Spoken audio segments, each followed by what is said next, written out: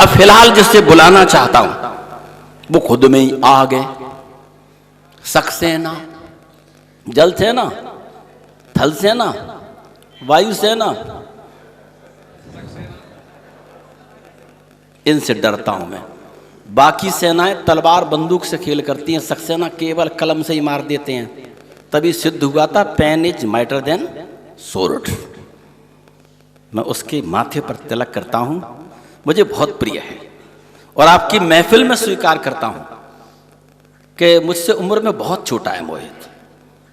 अक्षत जी मुझसे उम्र में छोटे हैं, पर ये कविता में मुझसे बड़े हैं, इसलिए बुलाता हूं। बाकी आपकी ताली उठाएगी कि आग इतनी कि समंदर उबाल के रख दूं, बात ताजा है तो पर्वत उछाल के रख दूं। तैयार रहना। और मेरे प्यारे देश, तेरे जख्मों की सौगंध मुझे तू जो कह दे तो कलेजा निकाल के रख दो। आए मोहित सक्सेना। एक बार फिर से मुझे आपके संचालन में काव्य पाठ करने का अवसर मिल रहा है। मेरे लिए बहुत बड़ा सौभाग्य है कि मोहित, आदि तालियां तो बेटा तेरी सुंदरता की हैं, समझे, और रही बची तेरी मूंछों की हैं। अब कविता तो तू कम भी पढ़ देगा तो भी बजेगी। बजाओ भैया एक बार धमाकेदार। अभिनंदन। क्यों है आज कवियों की आवश्यकता कि चंदर बरदाई डिंगल में ना दोहे छंद सुनाते तो, चंदर बरदाई डिंगल में ना दोहा छंद सुनाते तो पृथ्वीराज चौहान से गौरी की गर्दन कटवाता को। चंदर बरदाई डिंगल में ना दोहा छंद सुनाते तो पृथ्वीराज चौहान से गौरी की गर्दन कटवाता कौन। और भूषण वीर शिवा की नस नस में अंगार नहीं भरते, भूषण वीर शिवा की नस नस में अंगार नहीं भरते। वाह। औरंगजेब से आता ताई को घुटनों पर लाता कौन। बहुत अच्छे, शाबाश। कौन लड़ाता राणा को अकबर की भीषण सेना से, और गिरे हुए गांडीव धनुष को अर्जुन से उठवाता कौन। ओज कवि यदि चीख चीख मंदिर पर बात नहीं करते, ओज कवि यदि चीख चीख मंदिर पर बात नहीं करते, तो अवधपुरी में रामलला के मंदिर को बनवाता कौन। जय। अवधपुरी में रामलला के मंदिर को बनवाता कौन।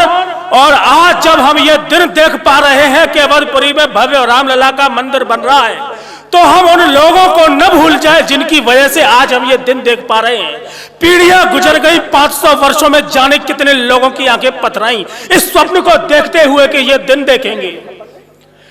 एक मुट्ठी रेत लेकर ईंट हाथों में उठाकर, एक मुट्ठी रेत लेकर ईंट हाथों में उठाकर राम का जय घोष करके टोलियां चलती रही।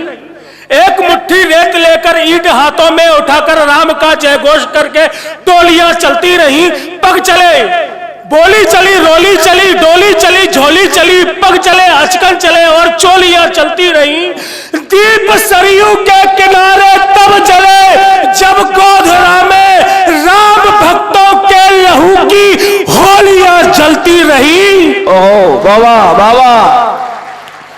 दीप सरयू के किनारे तब जले जब गोधरा में राम भक्तों के शवों की होलियां जलती रही।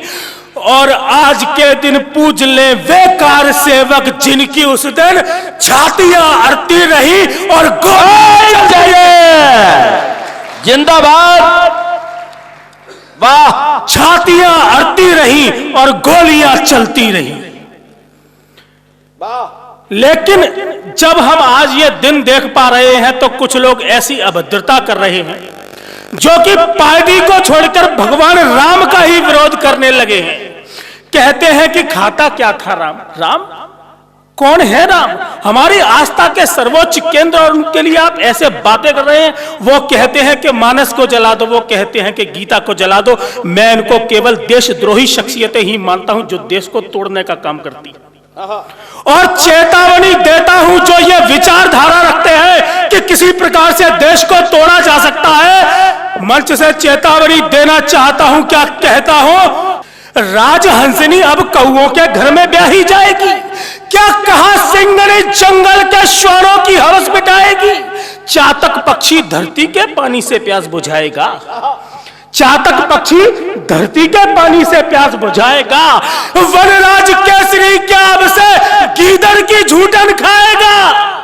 वाह वाह, क्या कहने। अरे कपूतो कहो बाप से दगा बगावत कैसे की, जो कहते हैं कि सनातन डेंगू और मलेरिया है। अरे कपूतो कहो बाप से दगा बगावत कैसे की, और अपशब्द सनातन से कहने की कहो हिमाकत कैसे की। वाह, जय हो। हम सहते आए चुप होकर, बाबा हम सहते आए चुप होकर, तो सर पर चढ़ने बैठे हैं कुत्ते, अपनी औकात भूल शेरों से लड़ने बैठे हैं। वाह, बहुत अच्छे।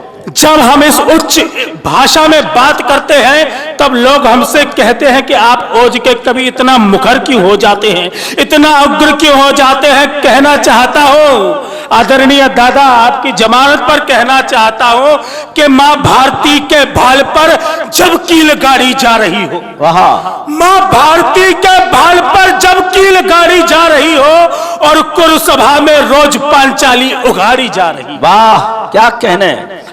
मां भारती के भाल पर जब कील गाड़ी जा रही हो, कुरुसभा में रोज पांचाली उघाड़ी जा रही हो, तो कहो दुशासनों का वक्ष